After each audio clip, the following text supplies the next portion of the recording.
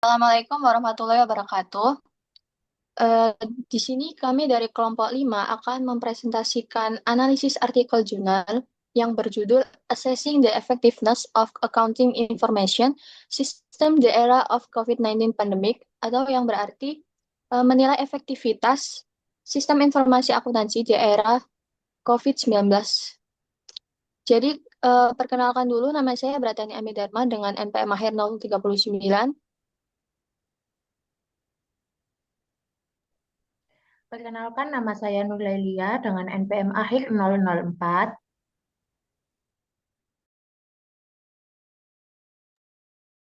Perkenalkan, nama saya Marisa Juliani Beruginting dengan IPM akhir 176. Perkenalkan, nama saya Eliza Dwi Renata dengan NPM akhir 192.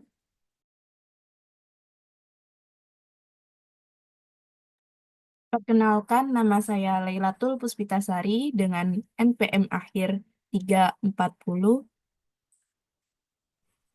Perkenalkan, saya Revaldia dengan NPM akhir 348.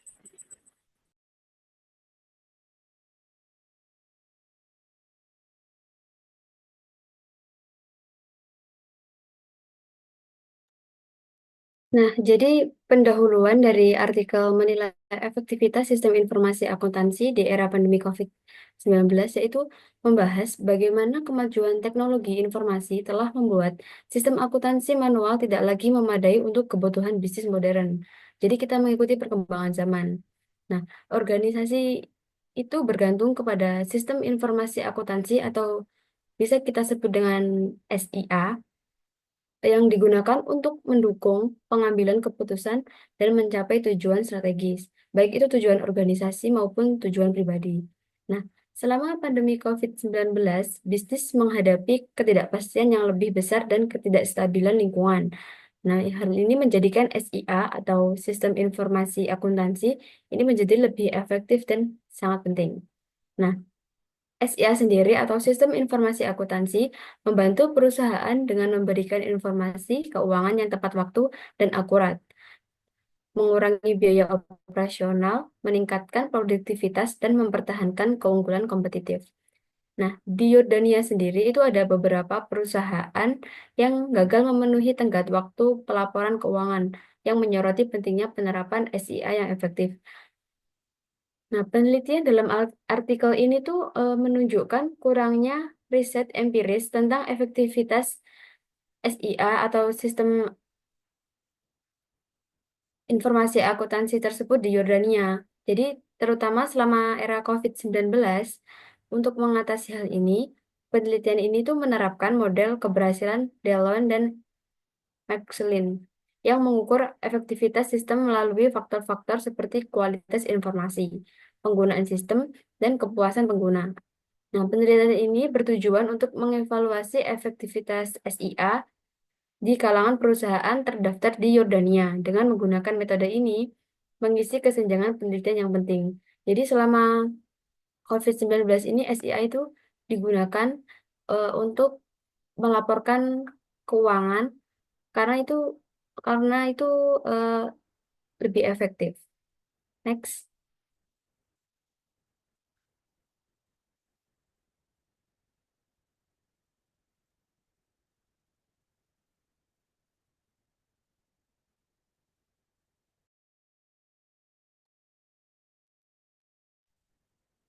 Selanjutnya ada literatur review and hypothesis development.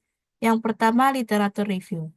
The study is grounded in the Dillon and McLean information system success model, which includes key variables such as system quality, information quality, service quality, individual performance, and organizational performance. To enhance the explanatory power of the model, the study incurs two additional contracts, process quality and collaboration quality. Previous literature shows inconsistent results regarding the relationship between these variables, especially in developing country contexts like Jordan. Some studies found significant impacts while others report no significant or contradictory result. This inconsistency led the author to test the model with extended factor during the COVID-19 era. Jadi, penelitian ini didasarkan pada model keberhasilan sistem informasi Dillon dan McLean yang mencakup variabel utama seperti kualitas sistem, kualitas informasi, kualitas layanan, kinerja individu, dan kinerja organisasi. Untuk meningkatkan daya jelaskan model studi ini, menambahkan dua konstruk baru seperti kualitas proses dan kualitas kolaborasi. Nah, penelitian ini tuh sebelumnya menunjukkan hasil yang tidak konsisten terkait hubungan antar variabel ini, terutama di negara berkembang seperti Yordania, atau beberapa studi ini menemukan pengaruh yang signifikan, sementara yang lain melaporkan hasil yang tidak signifikan atau bahkan bertentangan. Nah, karena ketidakkonsistennya ini tadi, penelitian memperluas model dan mengujinya selama COVID-19. Lalu yang selanjutnya ada hipotesis development. Di sini menggunakan 8 hipotesis, di mana hipotesis 1 sampai hipotesis 5 menguji pengaruh faktor kualitas, seperti kualitas sistem, informasi, proses kolaborasi, dan layanan. Lalu di hipotesis 6 ini menguji apakah kinerja individu itu berpengaruh terhadap kinerja kelompok. Lalu hipotesis 7 menguji bagaimana dampak kinerja individu terhadap kinerja organisasi. Dan yang terakhir ada hipotesis 8, di mana hipotesis 8 ini menganalisis pengaruh kinerja kelompok kerja terhadap kinerja organisasi. Selanjutnya.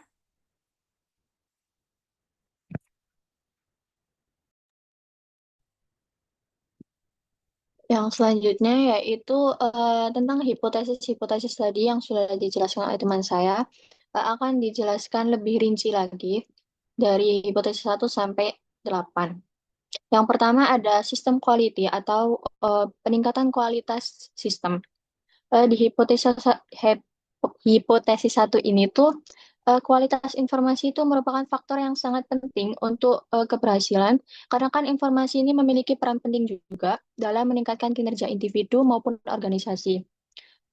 Sistem ini tuh merangkum fitur keluaran sistem melalui ketepatan waktu, akurasi, terus juga pemformatan, mata uang, relevansi, terus juga ada keterbacaan dan kejelasan.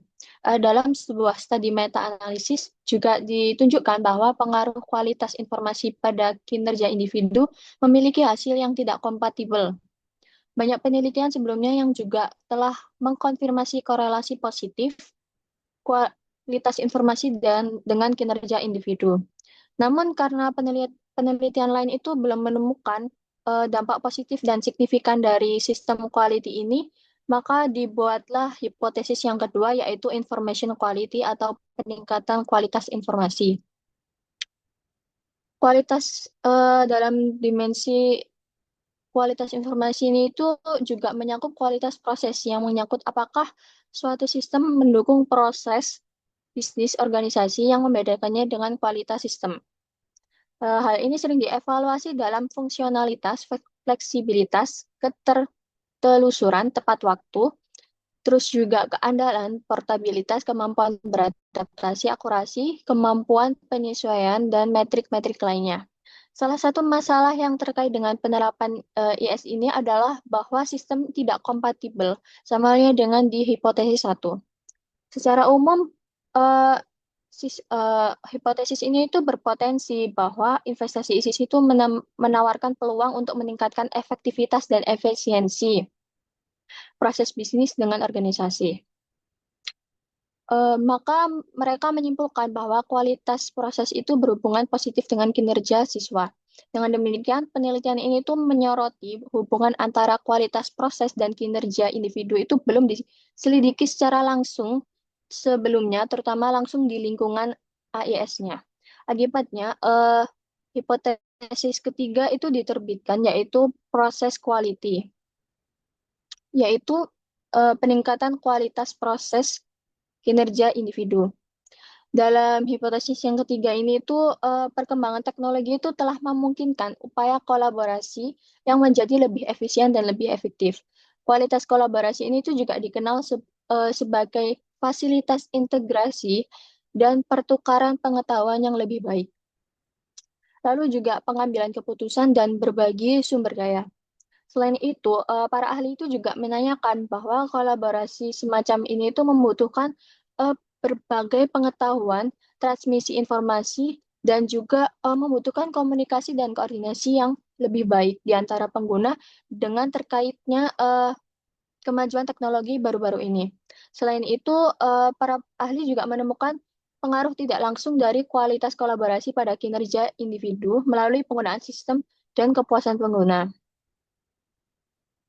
Dengan demikian, para ahli juga menemukan bahwa kualitas kolaborasi ini sebenarnya tidak terlalu berdampak signifikan pada kinerja individu. Maka karena kesimpulannya seperti itu, dibuatlah hipotesis yang keempat, yaitu collaboration quality atau peningkatan kualitas kolaborasi. Menurut Delon dan McLean, kualitas layanan ini dikenal sebagai fitur dukungan yang diterima oleh pengguna akhir sistem dari unit Departemen IS, seperti keandalan, akurasi, terus tanggap, empati staf, kompetensi teknis, dan lain-lainnya. Secara umum, hubungan antara kualitas layanan dan dampak kinerja individu memiliki temuan yang beragam. Meskipun manfaat individu itu mungkin tinggi ketika pengguna itu menerima kualitas layanan yang tinggi juga. Tetapi penelitian lainnya itu belum menemukan hubungan yang signifikan dalam hal ini. Jadi diperlukan penelitian lebih lanjut dan hipotesis yang diterbitkan yang kelima yaitu service quality, yaitu peningkatan kualitas layanan tadi. Dampak atau kinerja individu itu berkaitan dengan apakah IS itu memberi pengguna pemahaman yang lebih baik tentang konteks suatu keputusan, membantu mereka meningkatkan efektivitas pengambilan keputusan mereka, atau memberdayakan mereka untuk melakukan tanggung jawab pekerjaan mereka, sehingga menghasilkan peningkatan kinerja secara yang lebih keseluruhan. Para ahli juga mengusulkan bahwa ketika efek yang timbul dari suatu sistem itu tinggi, bagi individu, pengaruh untuk kelompok kerja maupun organisasi itu juga akan tinggi. Kinerja kelompok kerja akan dianggap sebagai dimensi yang sesuai dengan evaluasi, yang menawarkan konfirmasi empiris untuk keberadaan hubungan pengaruh positif dan signifikan antara faktor-faktor kinerja individu, kelompok kerja, dan organisasi.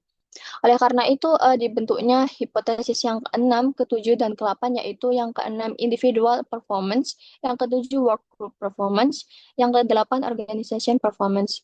Yang berarti 5 hipotesis tadi yang sistem quality information, process collaboration service itu akan selalu berhubungan dengan individual performance, work group, dan organization.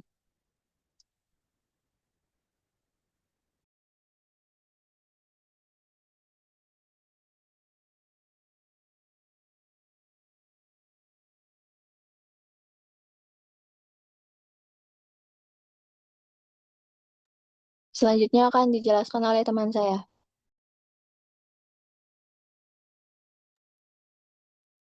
Akan menjelaskan tentang research method, yang dimana yang pertama itu adalah ada dua metode yang saya dapat, yaitu measurement instrument dan data collection. Yang dimana untuk measurement instrument itu to achieve the main purpose of the research, the questionnaire was designed in the line with the research question. Objection by testing the research purpose model. The questionnaire include 3 parts, yaitu cover letter, demographic feature, and questionnaire measures. Yang dimana untuk instrumen pengukuran ini tuh untuk mencapai tujuan untuk penelitian ini, yang dimana ada kuesioner yang dirancang sejalan dengan pertanyaan penelitian. Yang dimana tujuannya itu untuk menguji model penelitian yang diusulkan. Dan kuesioner ini mencakup 3 bagian, yaitu surat lamaran, fitur demografi, dan ukuran kuesioner tadi. Tujuan kuesioner ini disajikan di halaman sampul. Di sisi lain, responden diminta untuk memberikan komentarnya pada ruangan komentar yang sudah diberikan pada halaman akhir. Langkah-langkah yang digunakan dalam pekerjaan ini itu dioperasionalkan dari literatur terkait dengan sedikit perbaikan agar sesuai dengan konteks penelitian AIS. Untuk menghindari ambiguitas tentang dampak perbedaan bahasa, penelitian ini tuh mengikuti metode yang diterjemahkan balik yang diusulkan oleh Breslin untuk terjemahan item pengukurannya. Selain itu, penelitian ini mengikuti kriteria Hayduk dan Litvey 2012 yang dimana merekomendasikan penggunaan beberapa ukuran terbaik karena tindakan tambahan dengan kualitas informasi dan kualitas layanan yang diukur menggunakan 4 ukuran. Kualitas proses dan kualitas kolaborasi diukur menggunakan item 4 ukuran untuk setiap dimensi yang digunakan, dari mengevaluasi setiap dimensi kinerja individu, dan kinerja kelompok kerja, dan kinerja organisasi. Akhirnya, setiap ukuran itu memiliki persepsi responden menggunakan skala 7 Likert, mulai dari 1 sangat setuju dan hingga 7 itu tidak setuju, di mana responden ini diminta untuk menunjukkan pilihan yang relevan bagi pengisi. Yang kedua, itu ada data collection, yang dimana pengumpulan data ini memiliki model teoritis yang disertifikasi secara empiris menggunakan data yang dikumpulkan dari survei-survei seksional terhadap 185 perusahaan terdaftar di AC pada akhir tahun 2020. Yang dimana di sini tuh dibagi menjadi 3 bagian atau 3 sektor utama, termasuk sektor keuangan, jasa, dan industri. Dan ini tuh menggunakan pendekatan yang judgmental sampling lebih tepatnya, yang dimana tuh peneliti ini memilih responden berdasarkan kesesuaian mereka. Para manajer tersebut itu dipilih karena mereka memilih pengetahuan TI dan mengetahui kegiatan bisnis yang relevan dengan perusahaan mereka berdasarkan regular eyes mereka. Untuk menentukan ukuran sampel, analisis daya a priori itu dilakukan menggunakan perangkat lunak. Perangkat lunak yang biasanya disebut tuh G-Power, seperti yang disarankan oleh Cohen pada tahun 1992. Dengan demikian, ukuran sampel itu minimum 96 responden diperlukan untuk menetapkan kekuatan statistik pada 80%. Probabilitas kesalahan pada 5%, ukuran efek pada 15%, dan 5 predikator. Untuk menghindari kesalahan ukuran sampel dan untuk memperhitungkan terjadinya non-respon oleh beberapa peserta, ukuran sampel penelitian ini ditingkatkan seperti yang direkomendasikan oleh Ballred et al. Itu ada dari 185 survei didistribusikan kepada manajer akuntansi yang beroperasi di perusahaan Yordania yang terdaftar. 109 tanggapan telah diselesaikan, 5 tanggapan yang tidak lengkap dikecualikan, sehingga hanya ada 104 tanggapan yang dianggap valid dan diterima untuk melanjutkan analisis yang selanjutnya. Termasuk 87 responden pria dan 17 wanita itu lebih dari 2/3 responden ini memiliki gelar sarjana. Dan 26 responden itu masing-masing bekerja di sektor keuangan, industri, atau jasa, atau yang bisa kita sebut 3 faktor utama tadi. Yang dimana di sini tingkat respon ini cukup untuk menganalisis tingkat organisasi. Itu menurut Ivinedo tahun 2011 dan Gorda et al. Itu tahun 2010. Selanjutnya akan dijelaskan oleh teman saya.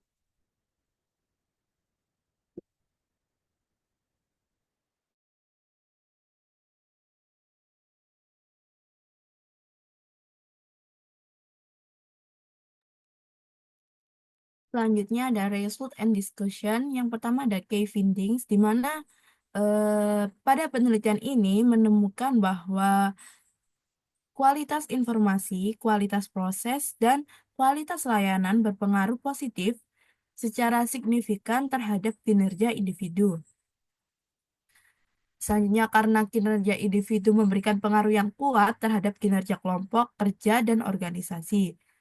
Tetapi, kualitas sistem dan kualitas kolaborasi tidak menunjukkan pengaruh yang signifikan terhadap kinerja individu. Lalu, ada statistical highlights, di mana R kuadrat ini menunjukkan ukuran statistik seberapa besar variasi dalam variabel dependen dapat dijelaskan oleh variabel independen dalam suatu model. Jadi sebagai contoh, di situ kan ada R kuadrat for individual performance sebesar 58,6%, yang berarti bahwa perubahan dalam kinerja individu dapat dijelaskan oleh kualitas sistem, kualitas informasi, kualitas proses, kualitas kolaborasi, dan kualitas layanan. Semakin mendekati angka 1, maka semakin baik model tersebut menjelaskan hasil yang diamati. Jadi, berdasarkan hasil penelitian,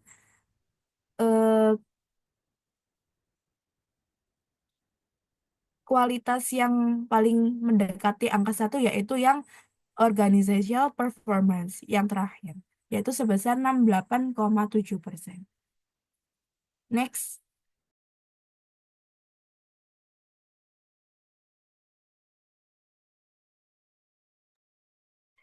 Question and discussion. H2, improving the quality of information, improve individual performance. H5, improvement of service quality, improve individual performance.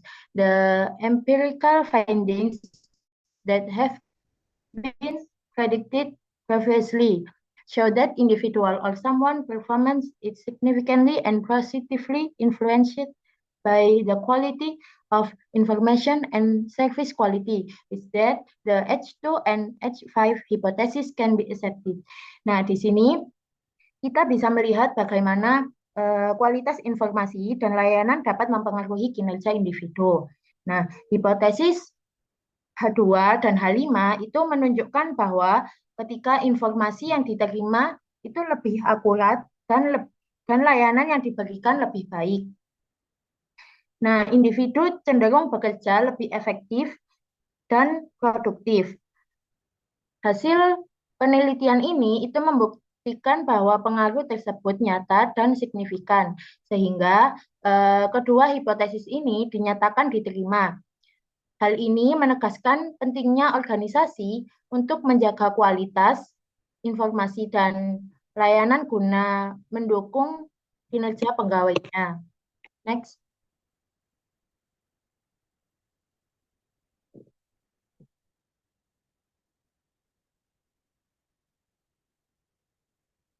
Selanjutnya, H3 yaitu improving the quality of the process, improve individual performance. H7, improved individual performance, improve organizational performance. Nah, the result of the study support hypothesis H3 and H7. Hypothesis H3 show that improving process quality has implication for improving individual performance. Jadi, penelitian ini itu menemukan bahwa meningkatkan kualitas proses dalam pekerjaan seperti efisiensi, akurasi, dan standar kerja secara signifikan dapat meningkatkan kinerja individu. Nah, temuan ini itu sejalan dengan penelitian-penelitian sebelumnya yang ditemukan oleh Chen et al. Pada tahun 2013 dan Hart et al. Pada tahun 2019 yang telah menunjukkan hubungan positif yang kuat antara kualitas proses dan kinerja individu. Hipotesis H7 state that improving individual performance has an impact on improving organizational performance, but are supported by empirical evidence, which is in line with previous studies showing a positive relationship between process quality, individual performance, and organization performance. Nah, pada penelitian hipotesis 7, itu juga menemukan bahwa peningkatan kinerja individu seperti peningkatan produktivitas, efektivitas, dan pencapaian tujuan secara signifikan itu dapat meningkatkan kinerja organisasi secara keseluruhan. Nah, hal ini itu menunjukkan bahwa kinerja individu merupakan komponen penting dalam mencapai keberhasilan organisasi. Nah, dukungan dari penelitian sebelumnya itu telah menunjukkan hubungan yang kuat antara kualitas proses, kinerja individu, dan kinerja organisasi. Nah, ini mengindikasikan bahwa peningkatan kualitas proses dan kinerja individu adalah kunci untuk meningkatkan kinerja. Next.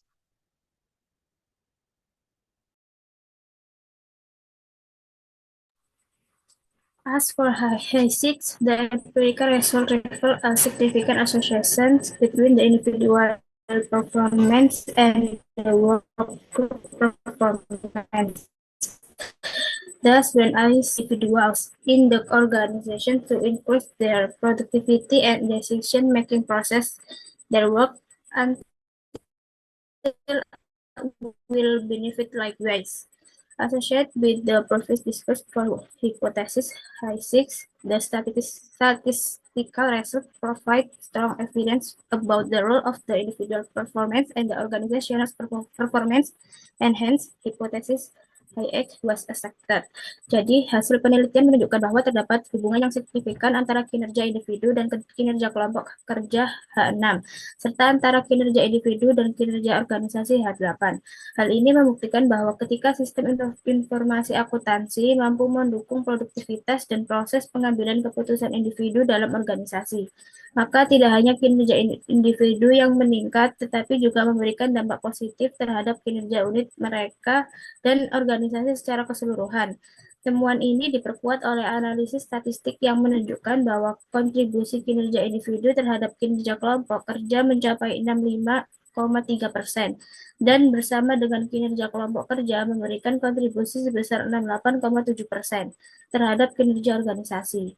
Dengan demikian, efektivitas EII terbukti memiliki peran penting dalam meningkatkan performa organisasi melalui peningkatan kinerja pada level individu dan tim kerja.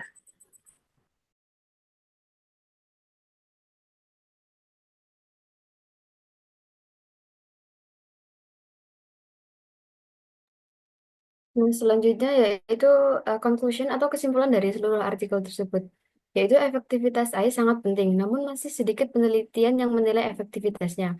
Khususnya pada tingkat organisasi, penelitian ini mengusulkan model untuk mengukur efektivitas AI selama pandemi COVID-19. Dengan menunjukkan hubungan antara 8 faktor utama dalam literatur AI, meskipun tujuan penelitian tercapai, terdapat beberapa keterbatasan. Penelitian ini hanya dilakukan di Yordania, sehingga hasilnya tidak dapat digeneralisasi ke negara Arab lainnya.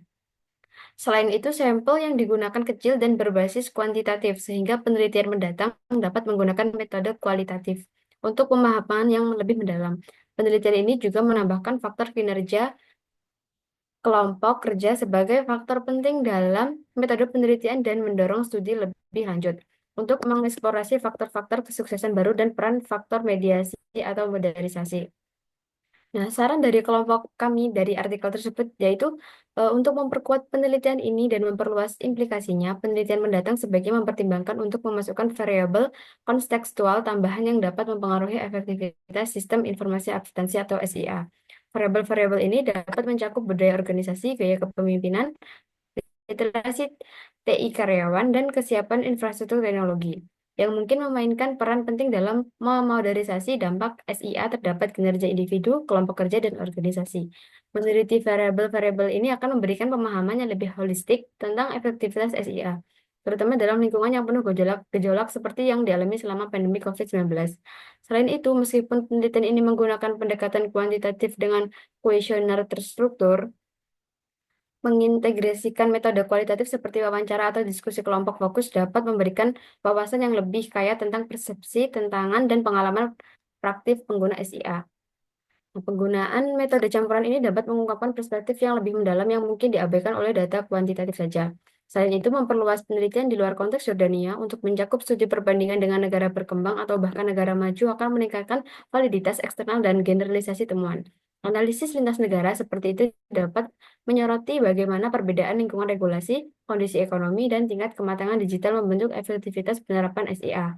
Nah, terakhir, penelitian akan mendatang juga dapat mempertimbangkan untuk menyelidiki peran teknologi baru seperti komputasi awan, kecerdasan buatan, atau blockchain dalam mengubah fungsionalitas SIA dengan lebih lanjut untuk meningkatkan pengambilan keputusan serta hasil kinerja organisasi.